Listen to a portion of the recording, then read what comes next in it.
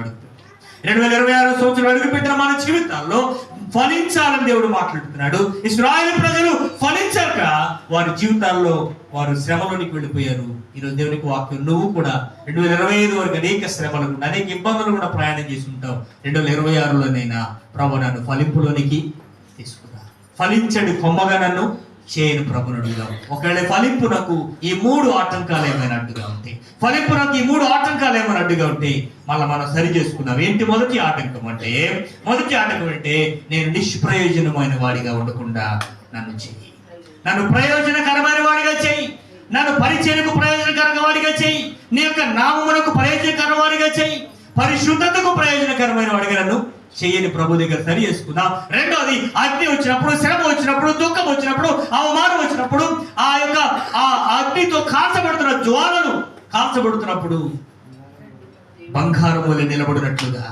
గడ్డి కొయ్య వలె కాలిపోకుండా నిలబడినట్లుగా నాకు సహాయం చేయని ప్రభుడు.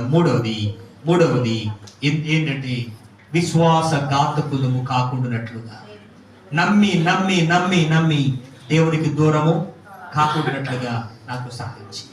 ఆ తండ్రి అడుగుతాడు చక్కని మాట, ప్రభువా నాకు అపనమ్మకము రాకుండా సహాయము. ఈరోజు అలాంటి అపనమ్మకం 2026లో దేవుడు మన నుండి దూరం చేయునుగాక. అలాంటి విశ్వాస ఘాతుకులను దేవుడు ఈ దినమున మార్చునుగాక. ఈరోజు దేవుడు ఎన్నో మేలు చేశాడు, నీకు ఎన్నో అద్భుతాలు చేశాడు. ఎందుకు దేవుని దగ్గర మోకరించలేకపోతున్నాం? ఎందుకు దేవునికి వందనాలు చెల్లించలేకపోతున్నాం? ఎందుకు దేవుడు కనీసం దేవుని సన్నిధిలో గడపలేకపోతున్నాం? దేవుని మందిరంలో కూర్చోలేకపోతున్నాం? దేవుని సన్నిధిలో కృతజ్ఞత కలిగి ఉండలేకపోతున్నాం? ఈరోజు ఏ విషయంలో నువ్వు దేవునికి దూరం అయ్యావో, ఏ విషయంలో దేవుని సన్నిధిలో ఫలింపులోనికి నువ్వు లేవో, మన హృదయాలు ప్రభు దగ్గర తీసుకొచ్చి, అయ్యా 2026లో నేను సరి చేసుకుంటానయ్యా అని ప్రభు దగ్గర రండి.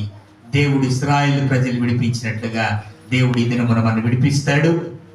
వారిని ఆశీర్వాదకరంగా నిలబెట్టినట్లుగా మనలో కూడా ఆయన నిలబెట్టబోతున్నాడు. 2026ని దేవుడు మరింత ఆశీర్వాదకరంగా మనకు ఉంచునుగాక.